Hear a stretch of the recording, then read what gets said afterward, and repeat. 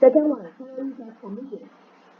For salary plus commission, we pay salary every month as fixed, and also there will be the commission percentage based on the sales revenue that we achieve. Okay, for example, if you work with me, you will be getting like 18,000 baht salary every month and 2% commission based on the sales revenue. So based on sales, if you achieve the whole sales quota or sales objective, then you multiply with 2% commission. But if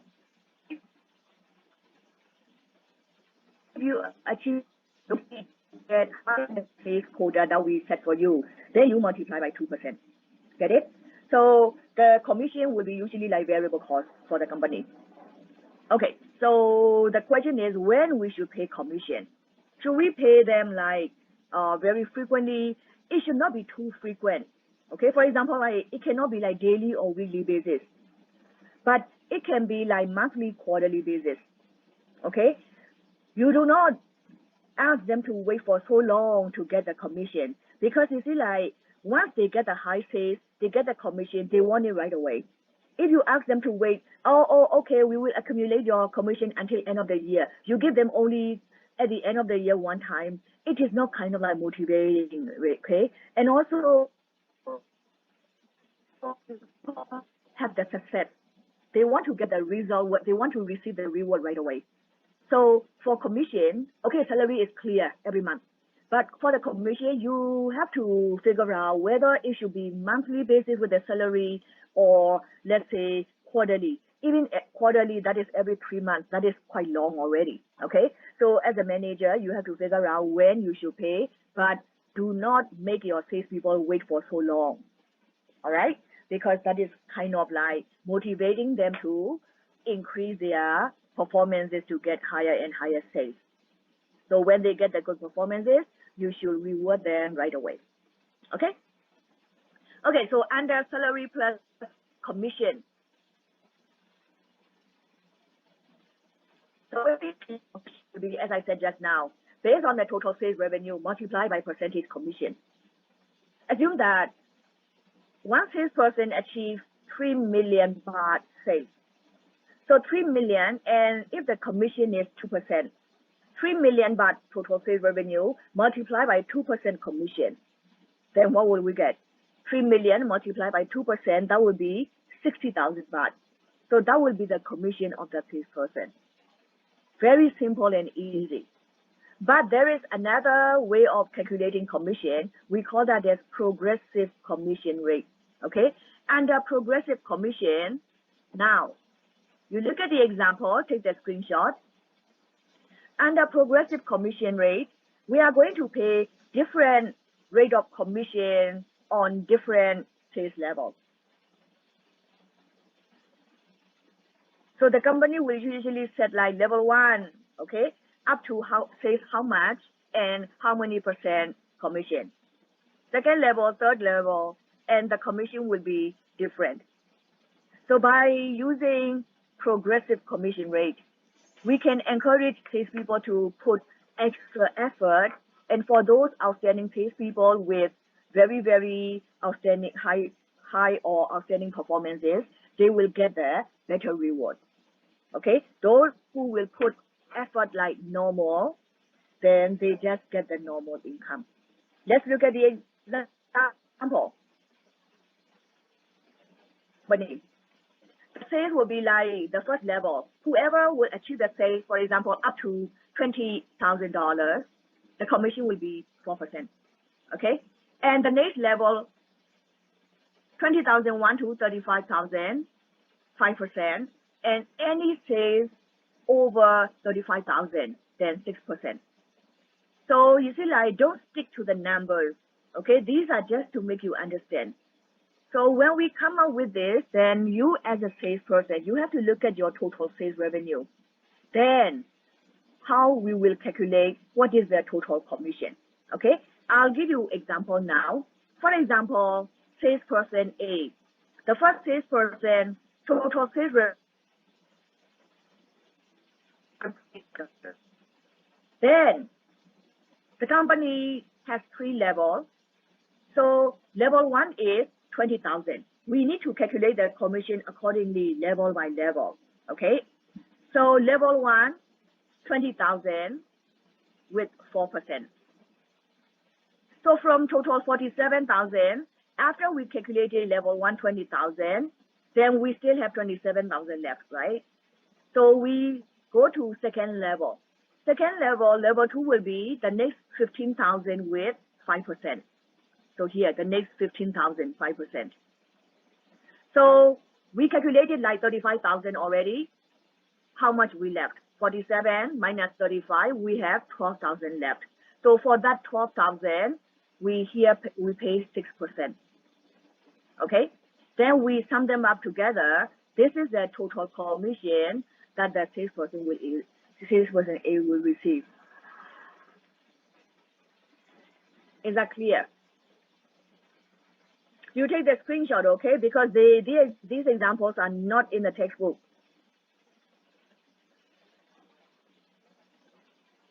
Can you guys follow? Yes.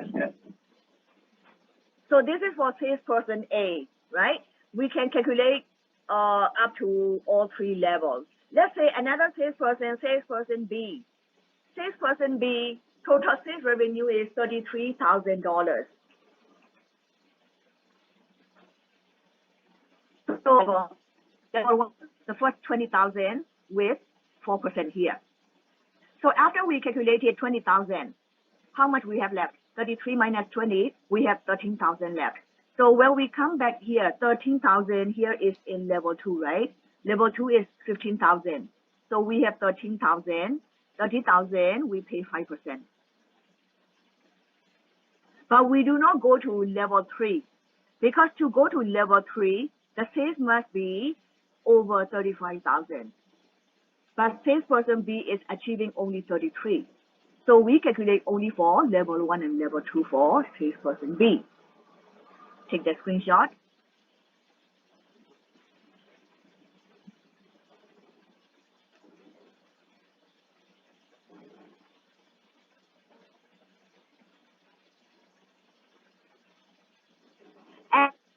And for the salesperson C, okay, level 1 up to 20,000 with 4%. So we calculate for level 1 up to 20,000. Here, this guy is achieving only 18,500. So we calculate only 4%. We do not go to level 2, level 3 because to go to level 2, level 3, the sales must be over 20,000. You see that? 35,000. You see that? Okay. Is that clear?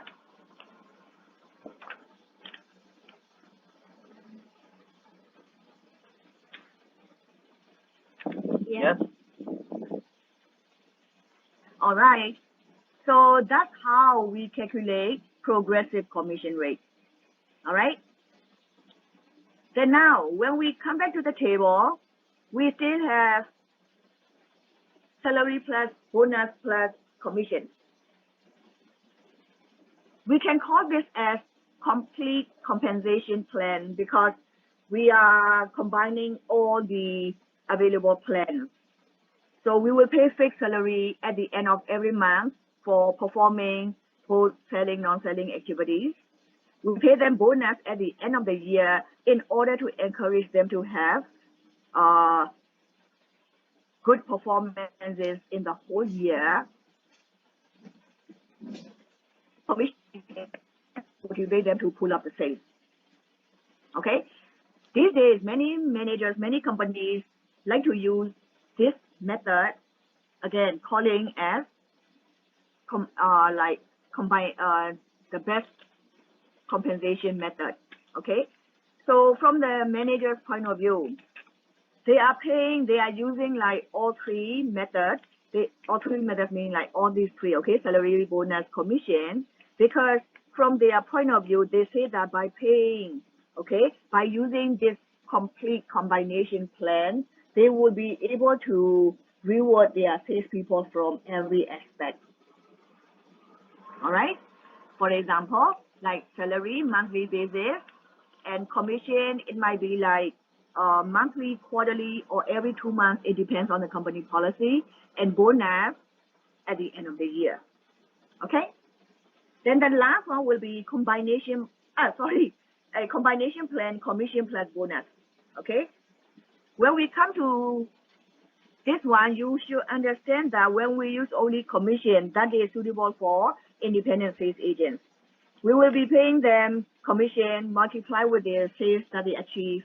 And at the end of the year, we will pay some bonus, okay, to encourage, to motivate, or to get attention from them. So these are the combination plans that we can use, okay? We should choose which one will be the best one, most appropriate one for us. As I said just now, many managers, many companies like to use the complete combination program, this one, okay? And if you were using middleman or independent agent, then you should choose commission plus bonus. You do not pay salary because these are middlemen. Okay, but if you want to use straight commission, also possible for independent agents.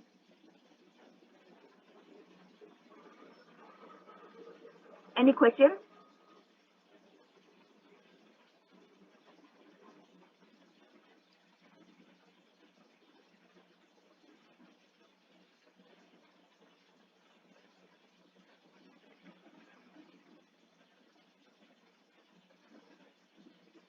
Go to the topic. This is the last topic in chapter 12.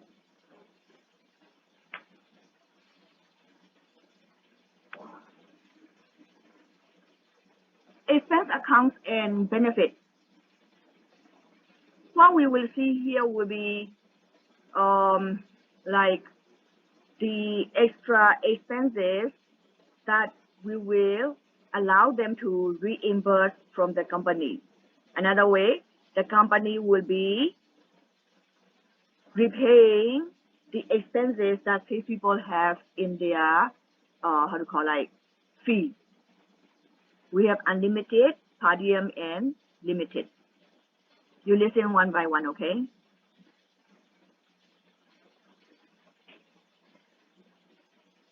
You take the notes, those who don't have the textbook. Unlimited repayment plan. You see, like the idea here is we pay them salary and also like commission or bonus or whatever. But one thing to remember is when you guys, as salespeople, when you guys travel in the market, for example, in your own assigned territory, from one account to another account, from one factory to another factory, from one place to another place, you have to travel, right? So here you have the traveling expenses, okay, telephone expenses, sometimes like entertainment, you have to take them lunch, dinner, okay, for the business purpose and so on. So since people have those expenses in the fee, the company will tell them that, okay, you don't have to worry about those expenses. The company will pay them back. Because you see, like if salespeople will have to pay from their own pocket, they have to pay for living, right? And also they have to pay for those like traveling and whatever expenses. It will not be fair. So the company will tell them that don't worry, whatever expenses they have, just spend and get the sales. The company will pay them back. So the first one will be unlimited. Just look at the name, unlimited. Therefore, whatever expenses they have in the fee, company will repay them without any limit. Okay? But in this case, then, salespeople always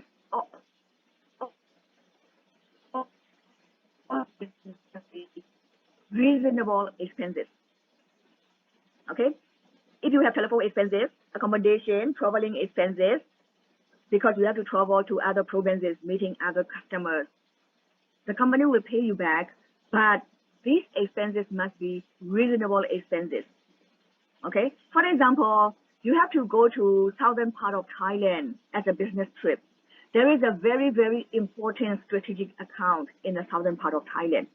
So when you go to southern part of Thailand, assuming that you will be flying to save your time, okay? When you fly, then you should take the low-cost airline, right? It's not that like Thai Airways International business class. You cannot do that. Reasonable, you take low-cost airline, right? Cheaper. Okay, when you get there, assume that you have to stay one night over there. You might stay at the motel or small hotel. Okay, you will not stay at the 5-star hotel in the suite room. You do not do that. So here, when we consider reasonable expenses, those like airfare, okay, for example, like the reasonable one would be low cost or economy class, right? But here in Thailand, within low cost flights, we have low cost airlines. Okay, when you stay in the province, then you can choose like guest house or the small hotel, right? For example, like 500, 800, 700, 1,200 baht per night. So these are called as like reasonable expenses. But if you fly by using like business class, you stay at the 5-star hotel, 7-star hotel suite room, the company who will pay you back will not, because they are not reasonable, okay? All right, so once you have those expenses, you write down, okay, all the items and the expenses. You have to attach the original receipt. You attach the receipt, you submit to the company will pay you back, okay? That is, we call it unlimited reimbursement or unlimited repayment plan. As I said, the key word here is reasonable expenses. All right? Second one.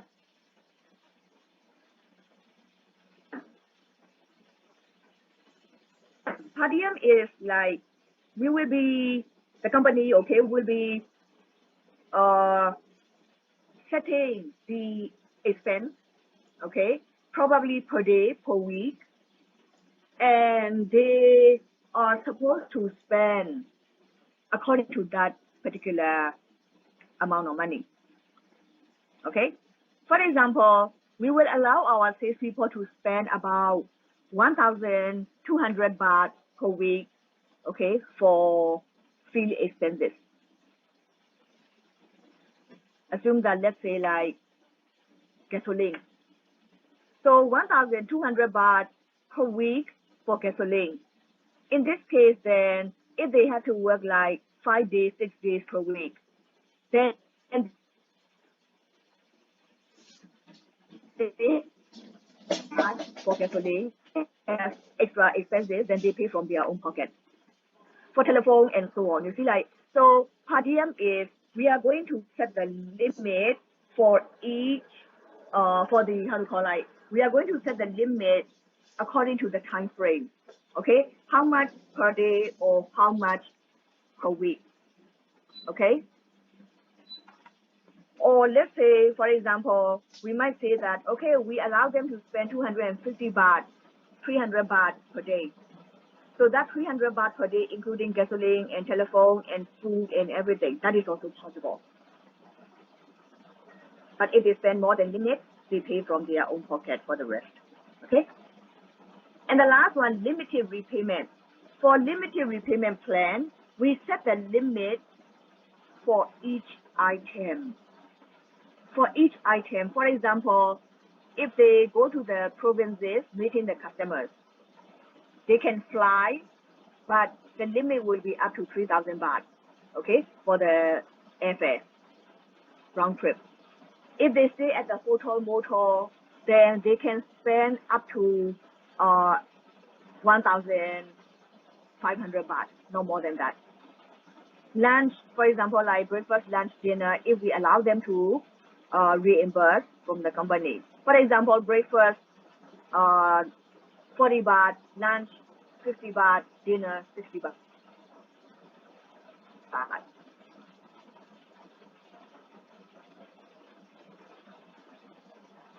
Okay. So if you look at these three, the first one is very simple. Unlimited, whatever expenses they have, company will pay them back, but these expenses must be reasonable expenses. So what about second and third one? We have the limit, how they are different. Per diem is setting the limit per day or per week. Setting the limit for time frame. But limited repayment is setting the limit for each item. Is that clear?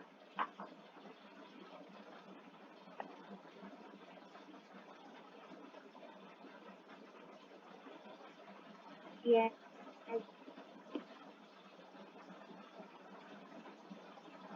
All right. So that is about chapter 12, compensation. Is there any question or anything you want me to repeat?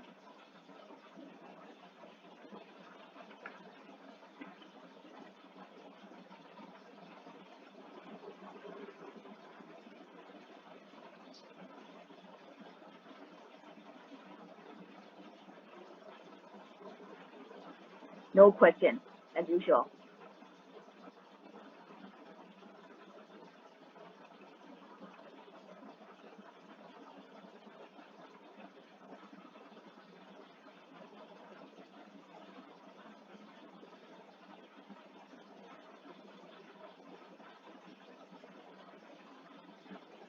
Now I change the slide to be chapter 13. Do you guys see it? Yes. Yes. Okay. This is the last chapter, evaluating performance of salespeople, okay? If you look at our textbook as a company, now we are at the end of the year. We are at the end of the year, we are going to evaluate the performance of our salesperson, okay? What we will do here will be, remember like, okay, now just to wrap up, and also like to review. From chapter 1 until now, we have been seeing like setting the objective, okay, that they have to achieve. Last week, we studied sales quota that they have to achieve. And also like the whole semester, we have been studying like the activities of salespeople, what they have to do, and so on. Now what we are going to do is, whatever they have to perform in the whole year, now at the end of the year, we are going to evaluate their performances, how they have been performing. All right? So before we go to the other topic, this is the model, okay? This is a model that we will have to follow when we evaluate the performance of salespeople. As I just now, we have the objective. We have the objective of sales quotas and everything that they have to achieve, right? In terms of unit, in terms of dollar value, and so on. After that, we design the sales plan and who will be implementing the sales plan, salespeople. So they implement the sales plan. They will be performing selling, non-selling activities in the market.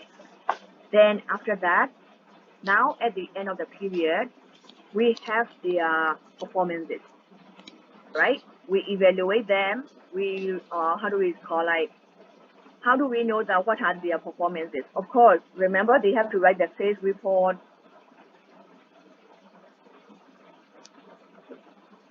right? They have to write the sales report, and also like we are the sales managers, we will be observing the performance record and everything. We are going to figure out how they have been performing in the whole year. And based on that, who should get the reward, who should get the award, okay? If you remember what we studied in the last class. So at the end, when we evaluate their performances, if they are achieving the objectives or sales quota, or if they are even exceeding what we ask them to achieve, that is good, right? Good performances, satisfactory performances. But if some salespeople are not doing well, if their performances are lower than the standard, they are not achieving the quota or objective or so on. In this case, what will happen? We have to review, and then whether we need to make the correction or not, whether we need to make the adjustment or not. Because you see, like sometimes when salespeople cannot achieve the goal, it might not be because of them. It might be because of something. For example, like the manager set the goal very high. Because of very high goals, they cannot achieve it. That is also possible. Sometimes because of like very high competition in the market.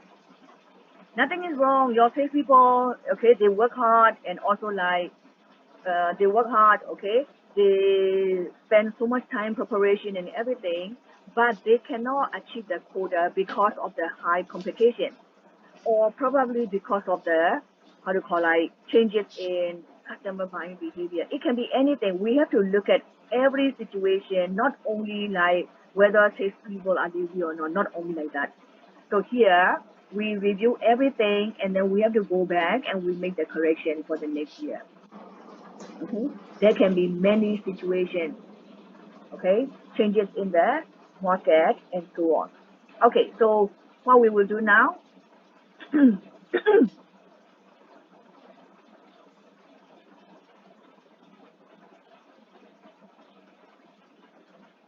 the very first topic that we will study will be looking at the big picture. That means sense of salespeople. We do not look at only one factor. For example, oh, these are salespeople, therefore we have to look at their sales. Not only like that. Definitely we look at their sales, how much sales they achieve, and also we look at some other factors, okay, that we study already. They have to perform like both selling, non-selling activities. So not only sales, we have to look at all their performances, overall performances. Therefore, the big picture means we will evaluate performance of salespeople by looking at the overall performances, not only the specific factor. Okay?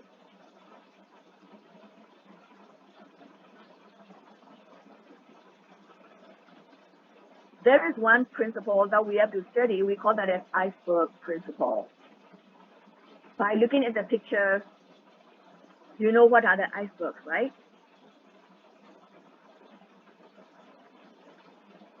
Icebergs are very, very huge pieces of ice floating in the ocean, right? When you see an iceberg, you see only the top part, you see? The top part here above the water, you see only this part, usually. But what happened to the lower part under the water? Usually we don't see that. And if you look at the size under the water is like about 70% of the whole thing. Right? At the top, that is only about 30%. And when the ships travel, and if they do not pay attention, or if they do not make correct assumption or whatever, then they fail. That means that they hit the iceberg and then they sink in the ocean. How many of you have watched Titanic movie? Guys? Titanic? Yes. Yes. Yes. Actually it's a quite old movie, right? It's a quite old movie, but if you watch that movie, then you know how the icebergs are dangerous, right? Okay. So what to do with sales management, iceberg and sales management? When the ships travel, and if they do not pay attention, or if they underestimate the iceberg, they hit and they sink. In personal selling, sales management, we sales managers need to make the specific decision, coming up with the formulation of the strategy, okay, and also recruiting and selection and all the chapters that we have studied. Therefore, we sales managers, when we evaluate the we should not look at only what we are seeing. We also have to pay attention to the hidden parts that we do not see. That is like, based on what we see, we should not evaluate the performance of our salespeople. Based on what we see, we should not make the decision what we have to do is we need to look at the whole situation. For example, not only looking at the sales that he or she achieved, not only looking at the number of accounts that the salesperson has, not only that, okay? We pay attention to some other factors and we will be evaluating the favorable or unfavorable, whether good or poor, okay? When we make the decision, also the same thing, our decision should focus on the overall general situation, not only like focusing only one or two, because that would be very dangerous. Managers might make wrong decisions. Okay, so we have to be careful of that. Can you follow? Yes. Yes. All right. So it's very similar to when we evaluate your performances, right? We do not look at only the exam score. What we will be looking at your presentation, okay, your assignment,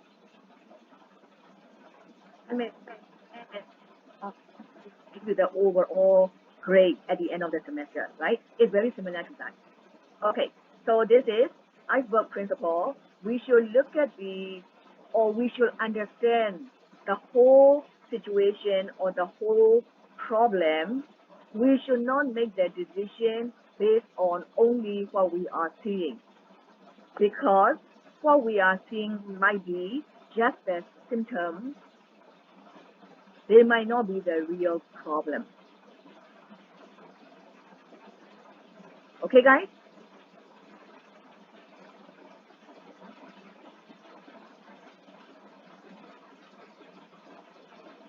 Is that okay? Yes. Yes. So the next one that we will see will be when we evaluate the performance of these people. What are we going to focus on, right? It can be in terms of dollar space. Like in the last chapter, I gave you the example already. Setting the sales quota in terms of dollar value. Remember that example? So you see, like when we evaluate their performances, okay, we can look at the dollar sales that they achieve. We can look at the unit sales that they achieve, right? And we can also look at like sales by different types of.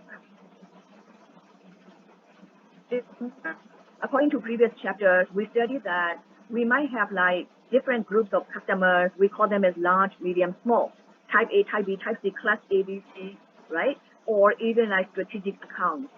In this case, then we can also evaluate their performances by how much sales they achieve from which type of account. That is possible. So let me show you again about what we studied in last week. Chapter 11, remember the sales quota.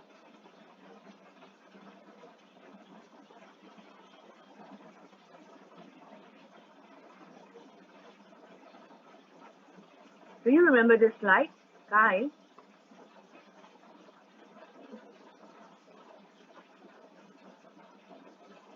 Hello? Yes. Yes. Remember? It was from last week, okay? All right. That was the example that when we set the sales quota, okay, that's how we will be setting the sales quota. So the first one will be here in terms of dollar value, and also we can set the quota in terms of like unit value, isn't it? Now, when we come back to here in chapter 13, we will evaluate in terms of dollar or in terms of like unit. That is, we are talking about, when we go back to that chapter, that will be talking about like sales quota, dollar, unit volume. And the third one, now we will pay attention more on the third one, sales by customer type. As I said just now, a few minutes ago, that we have different types of customers, different group of customers, isn't it? So we also have to find out that from which kind of customer, from which group, how much sales we are generating, how much sales the salesperson can achieve. Okay, so there is another principle. We call that as 80-20 principle.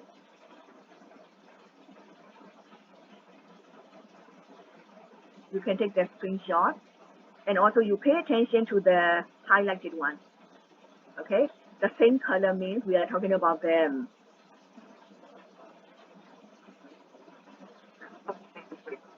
Okay, according to 80-20 principle, it says that 80% of the total sales revenue derived from 20% of the account. Derive means come from. Okay, so if you look at your company, then you look at the total sales revenue.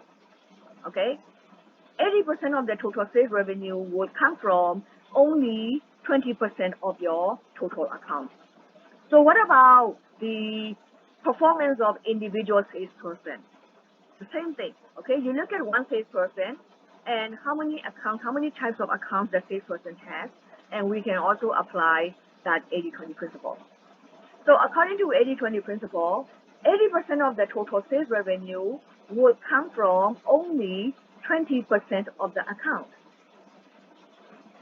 This one. We are going to see the example, okay? Let's see the example for this one. Here.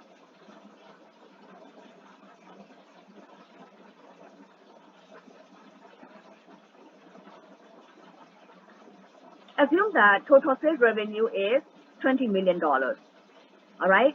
And the total account the salesperson has is 48. According to 80-20 principle, 80% is for sales revenue. So 80% of the total sales revenue, that is 80% of 20 million, will come from only 20%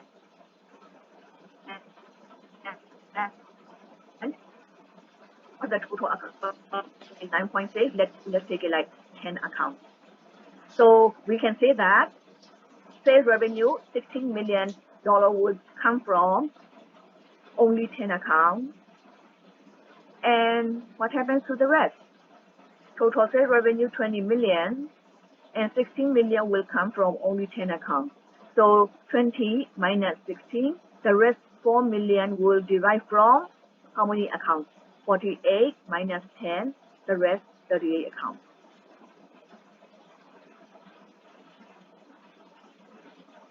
Can you follow?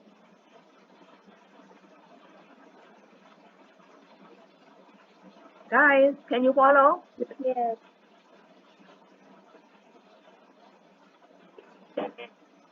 10 accounts.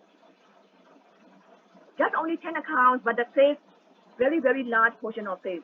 So according to the previous chapters that you guys studied, those 10 accounts can be called as strategic accounts, major accounts, large accounts, right? They have very, very large purchasing power, isn't it? So what about the rest 38 accounts with only 4 million sales? Then the rest 38 accounts can be moderate and small accounts. They can be like normal accounts.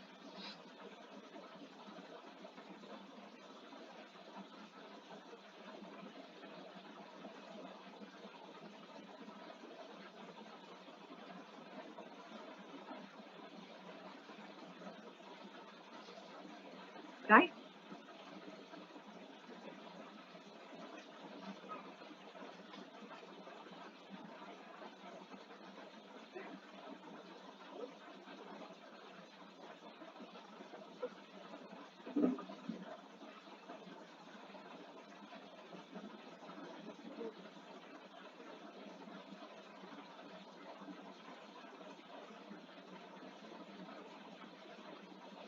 So now we study two principles, yeah? The first one, iceberg principle, and now 80-20 principle.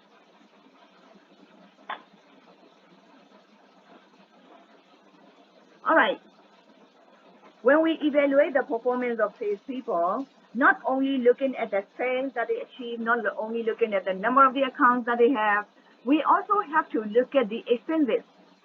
Based on the expenses that they have in the field, then we will also evaluate their performances, whether good or poor, all right, favorable or unfavorable. So what are the expenses that we look in evaluating performance of salespeople? Then those expenses should be directly related to selling activities, okay? You see, like if you look at one organization, there are many expenses. For example, they advertise the product, so they have their national advertising. Advertising, we do not consider because advertising is done by marketing department, not by sales. Production cost definitely is a no-no because we do not produce products. Production cost is related to production department, right? So those like marketing expenses, production expenses, we do not consider them here. What we consider would be direct selling expenses. For example, salary, bonus, wages, traveling expenses that we have on our sales force, okay? So we study already those expenses. So if you look at the expenses, then what do you expect? They should spend less, right? Because we are talking about expenses. When we talk about sales, profit, number of the accounts, we want larger and larger numbers. But for the expenses, the numbers should be smaller and smaller. So our salespeople should have low or few expenses.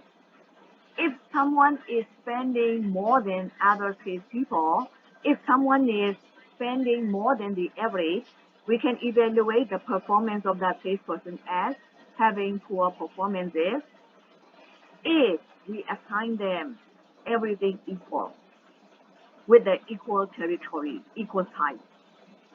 You get that? Okay. So in this case, you see, like we expect the lower expenses from our salespeople. Thing to remember is depends on the nature of the product that they have to sell. They have different expenses. Selling FMCG, the expense will be fewer, lower, comparing to selling like those industrial goods. Okay? Anyway, that is also one thing that we will consider. All right? So now listen again. When we evaluate performance of salespeople, the big picture, we have to look at the overall situation. So we come up with the iceberg principle. That is, we do not look only, we do not make the decision based on only what we see. Complete situation first, not to make mistakes. Okay? Then we also evaluate their performances based on the sales or the unit sold, okay, and also based on the sales that they achieve by different types of the customer. Another thing that we consider here would be the expenses of our salespeople. Usually we prefer lower expenses. Okay? Can you guys follow up to now? Yes. Yes. All right. Now let's go to a model of evaluation. Under the model of salesperson evaluation, you will see that here on the left-hand side, input-based system, and on the right-hand side, output-based system. Input-based is, okay, before we talk about these, just look at this like as an example, okay? Assume that if we are going to produce something, what we need is raw material, right?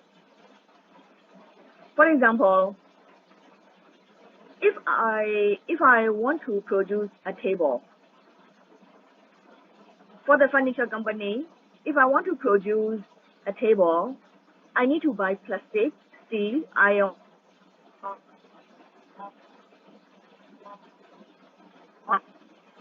So it's called as raw materials. And I put those raw materials in production. That will be the process. At the end of the process, what do we get? We get a finished good, that is a table. So raw materials are called as input, and a table is called as output. So when we look at the performance of salespeople, we also have input and output. Now you look at here on the left-hand side, output-based system or behavior-based system. These are the activities that salespeople need to perform, or the behavior of salespeople. Of course, as a sales these are the groups of activities that they can perform. So since these are the activities that salespeople need to perform, and by performing them, they will achieve the sales, they will achieve the objective. So we call these activities as input activities, input factors. By performing these, then they get something in return. So what do they get? They will achieve sales profit. They will be able to obtain more and more new customers. There are many. So from performing those activities, they achieve something. That what they achieve something is the outcome, isn't it? Okay. So we can use both input and output factors. How many activities that they have to perform, how many times they have to perform, whether they complete all of them or not. And also, what are their objectives and quotas, how much they have to achieve, and whether they are achieving them or not. These are the outputs. We will look at both of them. Can you follow up to now?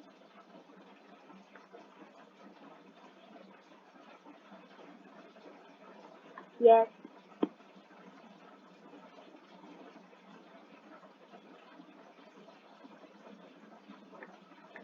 Okay, let's start with behavior-based evaluation. Behavior-based evaluation, or we also call it input-based system. All right?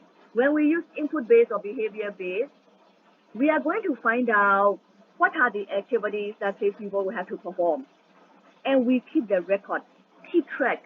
Keep track means we keep the record whether they will be performing all these according to the requirement. Okay? Then after that, we will be finding out whether they meet the requirement or not. So let's see table 13.5. Where is the table? Table 13.5 is here. Take the screenshot. You need to know them, okay? These are the input or behavior-based, how to call it, factors, all right? Expense this. These are the factors. Selling, non-selling activities. For example, calling on the accounts, calling on the prospect, writing the report, attending the sales meeting, okay? Handling the customer's complaints. All of them are called as input or behavior factors because these are the activities that salespeople need to perform. Based on that, then we will be evaluating their performances. For example, let me change the slide now.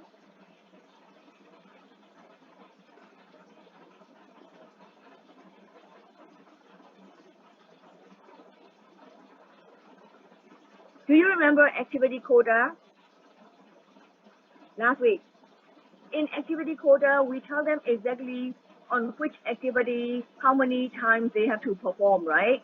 So you see, like here, these are the activities of salespeople. These are the behaviors, or we can call it input factors, right? In the beginning of the year, in the beginning of the period, we set the activity quota for them, and now at the end of the year, whatever we set in the beginning, we are going to evaluate whether they are achieving it or not. I gave you the example already. For example, weekly sales report.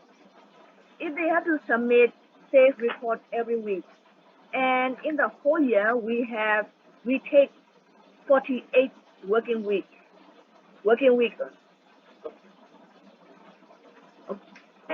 To evaluate their performances at the end of the year. They have to complete and submit total 48 report. So but I look at salesperson one by one, and the number of the reports that they turn in, 48 or not. Those who submitted 48, okay, they fulfill the requirement. But those who submit smaller than 48, not reaching to 48, some of them even like, let's say 10, 20 reports possible. In this case, then their performances will be rated as lower performances because they are not achieving the quota. You see that? That is only one example, submitting the report. So writing a sales proposal, how many they have to write in the year?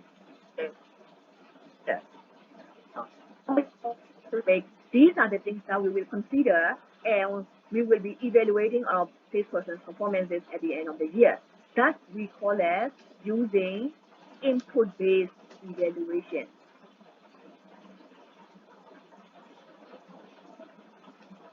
Is that clear?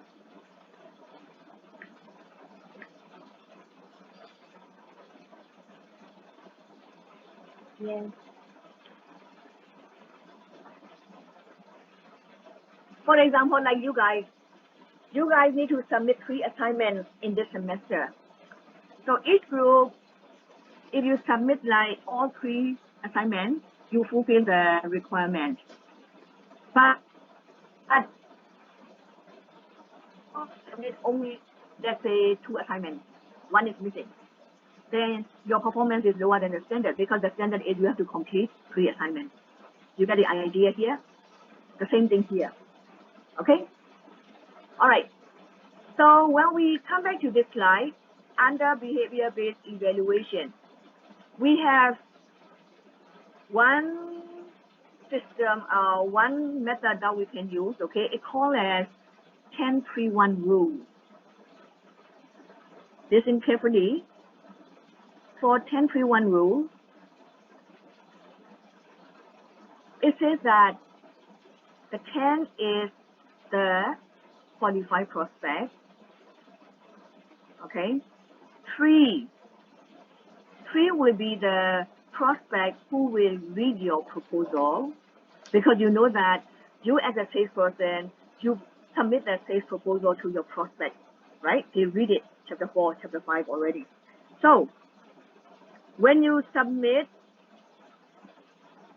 sales proposal to 10 qualified prospects, 3 will read your proposal. 3 will entertain. That means that 3 will review your sales proposal, will read your sales proposal. And from these 3, 1 will buy your product.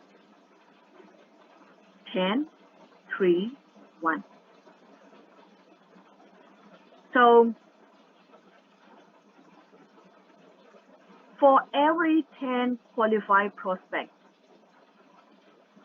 3 will read or review the sales proposal, and 1 will buy the product. So by using this, how would you evaluate the performance of salespeople?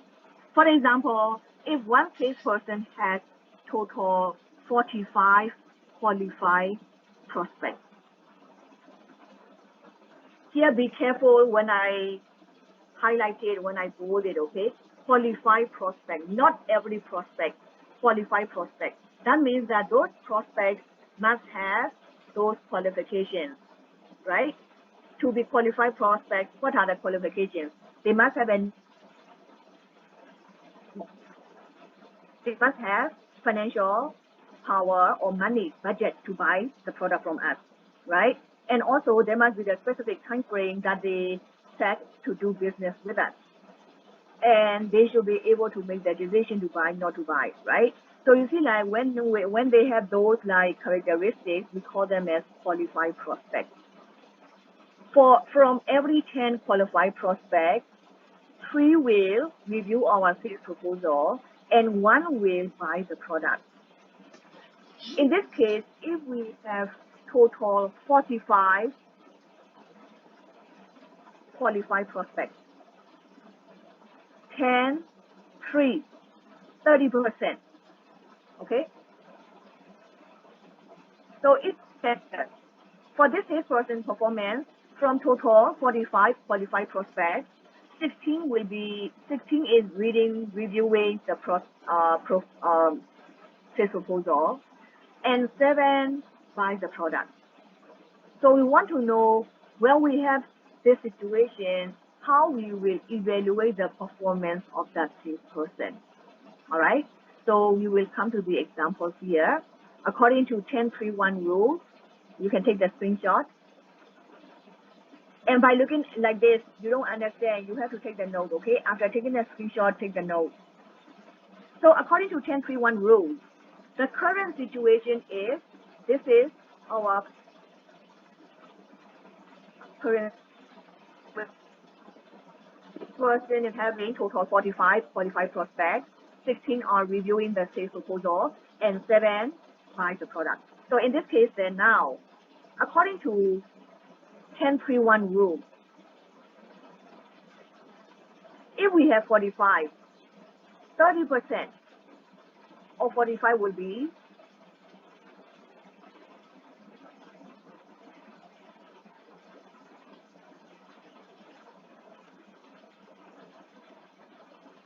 hello?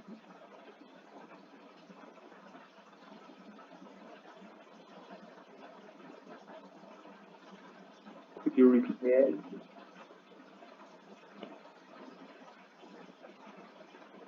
According to 10-3-1 rule, right? For every 10 qualified prospects, then 3 will read the sales proposal and 1 will buy the product. Isn't it?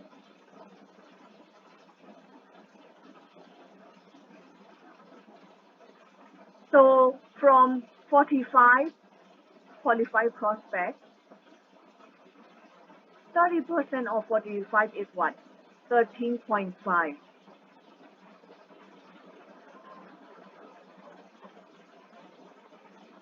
Right? So from total 5 prospects, 13.5 will review our sales proposal. And from that, from 30%, 10% will become. So here, 10% of 45 would be 4.5. So according to 10-3-1 rule, if we have 45 qualified prospects, 13.5 qualified prospects will read or review our sales proposal. And among that, 4.5 will be buying our product. So now the current situation of the salesperson performance is 45.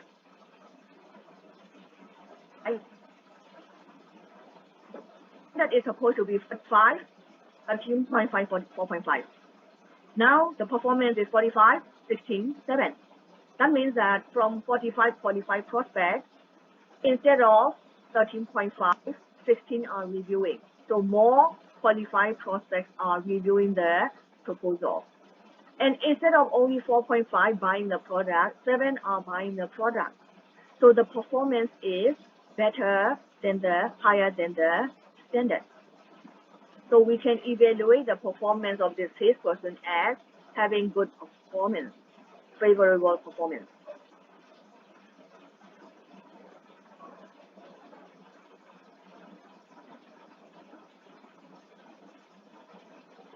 Is that okay?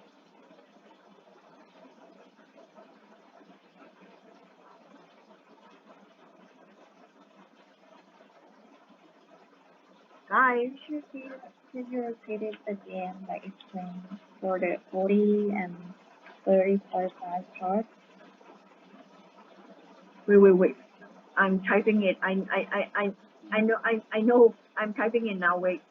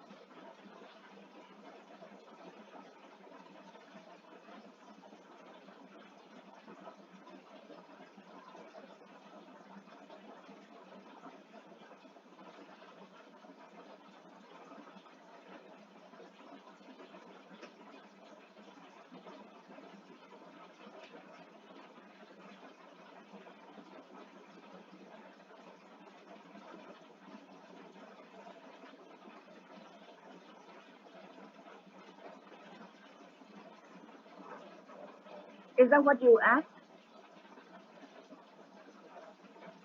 Yes, yes. And for 16 and 17, it's from That is the assumption. That is the assumption that you as a salesperson, you have total 45 prospects, and you write 45 proposals, you submit to them, right? And from that, after you submit to them, 16 in your proposal, reviewing your proposal, and 7 buy the product from you. That is a performance, your actual performance now. Based on this performance, then we want to know whether you are performing good or not. That's why we apply 10-3-1 rule here.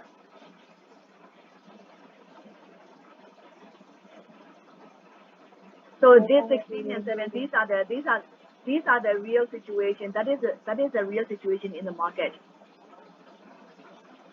Get it? yes, yes. What about other students? Can you follow? Yes. Okay, let's go to the next example. Then what about 45-12-3? Another salesperson also having the equal number of prospective accounts, prospective customers, 45 prospect, 45. But that another salesperson performance is 12 and 3. So how do we calculate the performance, poor or good? Good or poor? Then what would you do? According to 10-3-1 rule, 30% of 45 and 10% of 45. So the same thing here, right? According to 10-3-1 rule,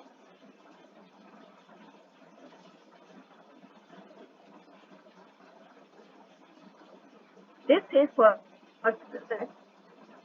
and from 45, at least 13.5, about 14 should review the proposal, and about 4.5 or 5 must buy the product. That is according to 10-3-1 rule. That is supposed to be the standard. But now what happened? Instead of 13.5, only 12. Instead of 4.5 or 5, only 3. So the performance of that 3% will be evaluated as poor.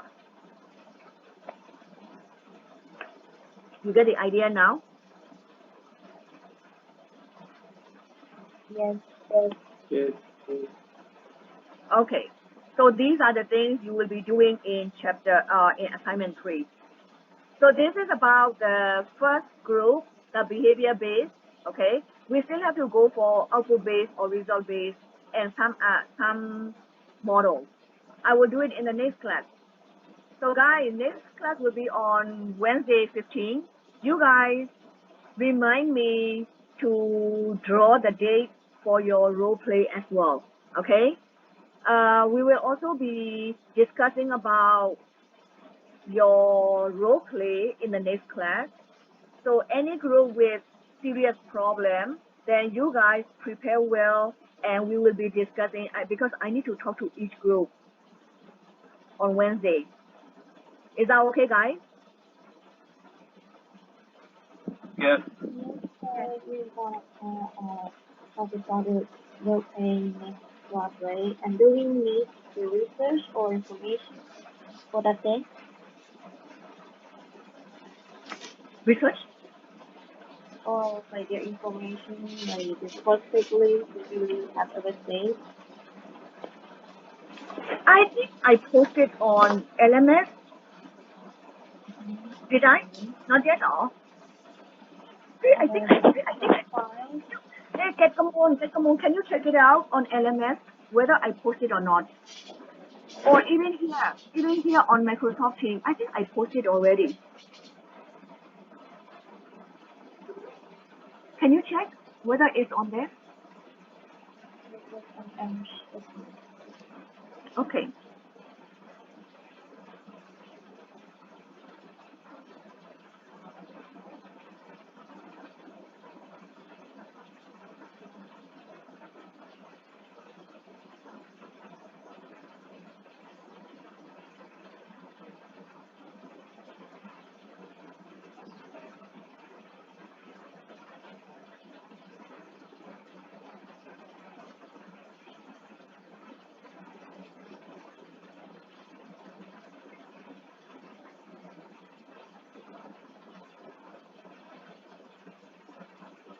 Okay, guys. So, I'm not sure. If I remember correctly, I hope a role play. But if you haven't seen it yet, then let me check again, okay? And I'll be posting it. And also, you wait until Wednesday because now I need to stop talking to you guys to talk to 4 students that I call the name in the beginning of the class. Okay? So, come on. Come on. Do you see the document? If you haven't seen it yet, then let me check, okay? Because these days there are a lot of things for me to do, like and advising also students. They make the appointment and then I call them, they didn't pick up. I waited for them half an hour, they didn't come, like a lot of trouble. Okay, anyway, uh, you prepare the information. Information means you talk to your group, find out is there any trouble, any problem with the role play. You write down, take the note, and next class after the lecture, we will discuss about it. That is one thing. Second, group leader, check about your how to call like the how to call like the sales forecast. Okay, sales forecast assignment. Because the deadline is I think this Saturday, right? So try to do the follow up with your group member. The third one is on Wednesday, you guys remind me to make a draw for your role play schedule.